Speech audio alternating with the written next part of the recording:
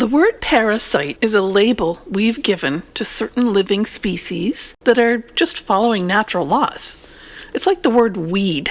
Whether something's a weed or not isn't objective. It's a subjective feeling we have about that particular plant. Parasite means a living species that we have a certain kind of feeling about or experience with that we don't like. The species that we call parasites, both biological and metaphorical, are living beings that flourish and multiply, but they always do so when there is excess. Nature makes no mistakes. God does not play dice. Instead, all of creation springs forth according to a few simple, elegant rules. All of creation, including your body. Know these rules and your body comes under your control. Welcome to Mind Over Symptom, where the pattern is revealed. Parasites are living beings that take something from us. They can be the microbes in our gut that remove excess tissue after we resolve a morsel conflict or an indigestible anger conflict. Parasites can be microbes that remove excess blood tissue after we resolve a self-devaluation conflict, complete our tissue renovations, and no longer need all the extra blood cells. Parasites can be tropical microbes that we aren't used to, either because we aren't used to so much of those particular foods that are available in that environment, or just because we're not used to those microbes themselves. Parasites can, of course, also be people, aggressive advertisers, politicians. Any kind of living being can be what we call a parasite. But parasites always thrive in conditions of excess, specifically excess morsels. Now, I don't mean excess morsels for you. I mean excess food supply for that particular parasite species. That's because what we're talking about in this episode is actually a biological law of nature. I like to call the biological laws of Germanic New Medicine the 5 natural laws of healing because there are actually other biological laws in addition to the 5 biological laws that we learn about in GNM. And the one I'm referring to right now is a very basic ecological law that says the population of a species, and that's any species, flourishes and multiplies in direct proportion to its food supply. Those microbes or bed bugs or tapeworms or any other potential parasitic creature, they're always there. They aren't plentiful. They might even just be an egg or spore form, part of the dust. But once they have a delicious food supply, once the bed bug egg lands on a lovely warm body in a snuggly bed, boom, they come to life. And from there they flourish and multiply and are fruitful like life is supposed to do. It's a biological law. It's an ecological law. It doesn't matter the species. If its food supply increases, its population increases. And this is even how it is for plants and, of course, for people. But there's always a limit. As the food supply or niche, the source of the nourishment, grows, the population of the feeder grows. It's a biological law, a natural law. And whether that feeder is people, weeds, parasites, the rule applies to any species because it's a law of nature. But then, as the feeder population grows, the food population diminishes. And then as the food population diminishes, the feeder population also diminishes because it doesn't have the food supply that it needs to flourish. So as the feeder population diminishes, this allows the food population to flourish again, which soon leads to the flourishing of the feeder population again. It's the law of supply and demand in Adam Smith's economic model. And Adam Smith was a big influence on Charles Darwin, by the way. So this is where our understanding of natural selection comes from. It's a negative feedback loop of feeder and food supply, and it's throughout nature, constantly balancing everything. Every living being flourishes in response to having an abundant source of nourishment, and that includes living beings we don't like, what we call parasites. Usually when we're talking about abundance in Germanic New Medicine, we're talking about morsels. Those morsels can be food, of course, and usually are, but they can also be water morsels, air morsels, light morsels, sound morsels. And of course, we can have all kinds of metaphorical morsels, anything that we feel is something, a needful thing, an object. We can also have morsels that we don't want. We want to spit them out. And we can have, and do have, biological conflicts of having too little or too much morsels. I also see attack conflicts as a sort of abundance problem. It's a too much of something conflict rather than a not enough morsels conflict. It's a too many spiky, pointy things, too much of that thing that's bugging me. Well, this is important because the cerebellum, which manages attack conflicts, evolved out of the pons of the brainstem, which manages morsels. So the attack conflicts came second after the idea of morsels. And then our new brain, which is our cerebrum with its cerebral medulla and cerebral cortex, that evolved out of the pons and the cerebellum. So in phylogenetic or evolutionary history, we've had increasingly nuanced variations of the basic morsel conflicts, while still keeping the original capacity for a plain old, straight up morsel conflict. We want that particle, and then we want to digest it, and then we want to spit that particle out. And a conflict is an issue of not being able to do that in some way. When we have an old brain conflict, a biological conflict relaying from the brain stem or the cerebellum, we're going to produce extra tissue during the active conflict. Then in the healing phase, we'll no longer need that tissue. And in that moment, it technically becomes excess tissue. We'll develop what we call an infection as microbial species flourish in the presence of what, to them, is an abundant food supply. As I said earlier, the population of every living species flourishes in response to an abundant source of nourishment, and that includes any living being that we don't like: pests, weeds, parasites. But the way our culture sees parasites is exactly the same way it sees all strife, unhappiness, or difficulty in life. It sees it as a villain, a bad thing objectively that shouldn't be allowed to happen, and we're the victim of it. And we need to be rescued. So there's this war, right? In the case of parasites, usually that war is going to be fought with quinine drugs, like things like hydroxychloroquine or ivermectin. The unspoken and sometimes spoken idea is that these mean viruses, bacteria, insects, worms, fungi, and so on come and steal our abundance, and they create lack. These mean parasites are going to suck the life right out of us by taking away the morsels that we want. The medical world even sees cancer and other illness as a type of parasite that's literally stealing our nutrition and our life force. Because humans learned how to increase our food supply starting about 10,000 years ago during the agricultural revolution, when the Holocene geological epoch created the perfect conditions for totalitarian farming and massive overproduction of food supply, what happened is the human population has grown exponentially. And it's exploded. Many environmentalists now therefore see humans as a cancer or parasite on the planet, something to be fought, conquered, destroyed.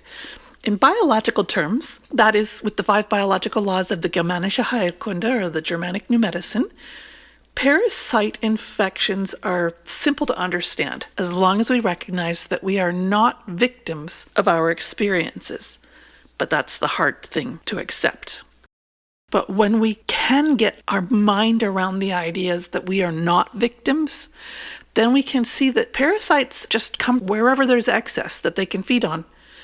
It has to be an excess of the right kind for that particular parasite, because that excess is their food supply. If there's a lot of nourishment, there will be a lot of whatever kind of feeder lives on that kind of food. If there's a lot of one kind of parasite, microbe, predator, plant, or crappy person, it means there must be, or must recently have been, an abundance of whatever that being feeds on. So what can we do about parasites? Conventionally, of course, the answer is to fight them to the last one, stamp them out like the evil invaders that we assume they are, eliminate every last one of the little buggers so they can never, ever, ever come back again. The universe doesn't need them. Otherwise, if we don't do that, they're going to take over completely, right? And that's certainly how I would feel if I didn't understand the balancing relationship between food and feeders. But as usual, conventional approaches, antibiotics, pesticides, cutting off toxic relationships, that actually only addresses the symptoms. It does nothing whatsoever to stop the underlying dynamic. In fact, conventional approaches can encourage parasitism. The parasitic organism or relationship will simply come out of dormancy and flourish again as soon as its food supply returns. So the first step in solving parasites is to recognize the parasitic situation. Recognize that there is too much of some kind of living species. Recognize then that that is a result of an excess of their food supply. And that allows us to see why something is flourishing. In our modern world, we actually have a decent balance of abundance when it comes to the basics like food, shelter, and medicine. But today's abundance problems are about attention. There's a lack, then there's special biological programs, then there's excess of attention. And then parasites flourish on that excess. So for example, we're bored, and then we have too much to do. And then we're understimulated again. We're addicted to the dopamine hit of social media. That's attentional energy that we're both spending and receiving, but at the same time, we feel a lack of real human connection. So algorithms are moving in to create that connection, and that connection then becomes excess. And then the parasites flourish on that excess. It's the driver of the economics of life. What kind of parasites thrive on attention? Mental parasites.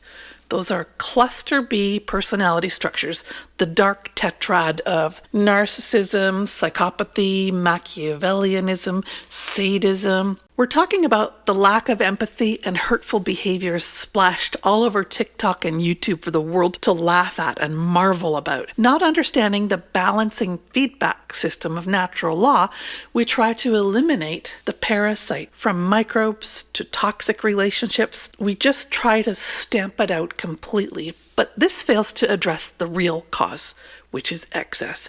And that excess was caused by an initial lack. And all of that happened in the psyche. The solution is to see and resolve your sense of lack or deprivation in your psyche. Stop creating food for the parasites in your life, literal or metaphorical.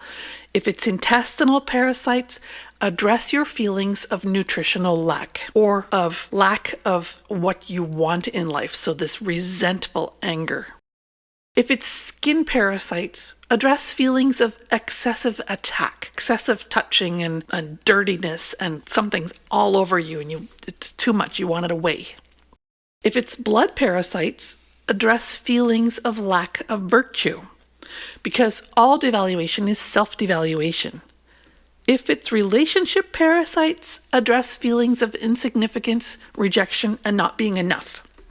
Using Germanic New Medicine, the process looks something like this. First, with the first biological law, we'll notice our active feelings of lack or excess.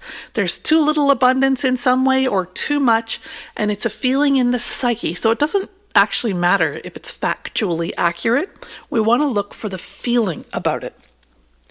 Second, with the second biological law, we're going to recognize that once a conflict is resolved, the tissue that helped us during the conflict is now excess tissue, and nature's going to recycle it, and it's going to do that by bringing in the feeder for that particular kind of food. Now, the excess could also be metaphorical. For example, when I was a kid, I suffered from a terrible sense of boredom and lack of purpose. I vowed never to be bored once I was a grown-up. But now I have an excess of tasks and responsibilities and obligations. I have an excess of literal stuff. I need to declutter my home often. All winter long, I feel a lack of summer fruits and vegetables. So then, because of that sense of lack, off I go to the market and I buy everything, and suddenly my fridge is overloaded, but I lack the time and energy to process it all.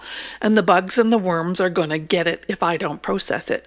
The same thing happens in relationships. Maybe I feel I don't get enough attention, so I develop attention-getting skills. And suddenly I get too much attention. I get 100 emails a day. It's too much. With the third biological law, we can recognize that the excess is always a particular type. It has a niche. There'd be an excess of colon tissue, for example, or lung tissue, or blood tissue, or there could be an excess of guilt, an excess of anger.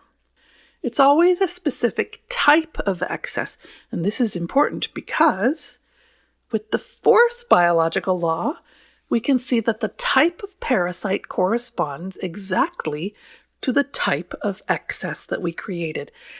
And finally, with the fifth biological law, we know that nature, or quintessence I like to call it, God, the life system itself, is balancing. We don't have to fight a war on parasites to be well. We simply have to take care of our own feelings of abundance, lack of abundance, and too much abundance.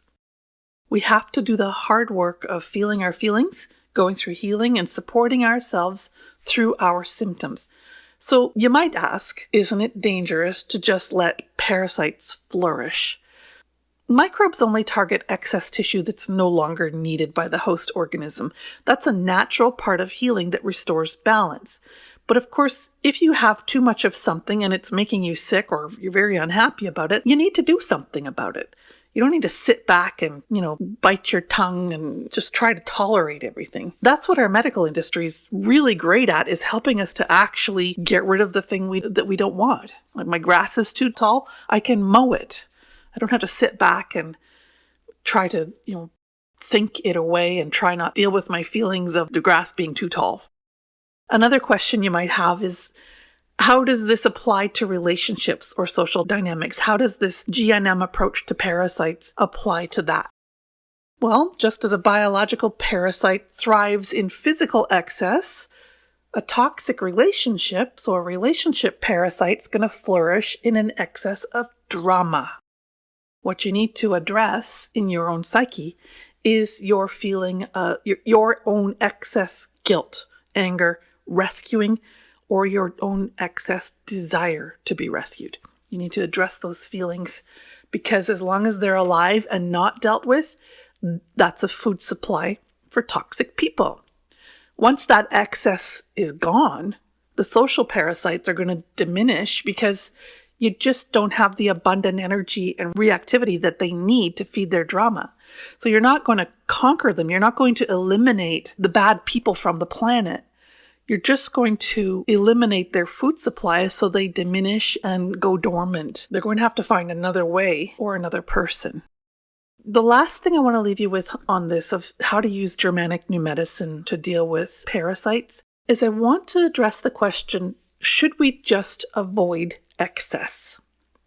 Because ideally, in a perfect conflict-free life, you would experience no sense of lack and therefore no sense of excess.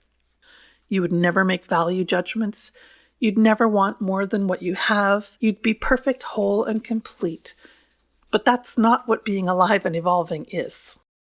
Instead of avoiding excess, use these experiences for your own evolution.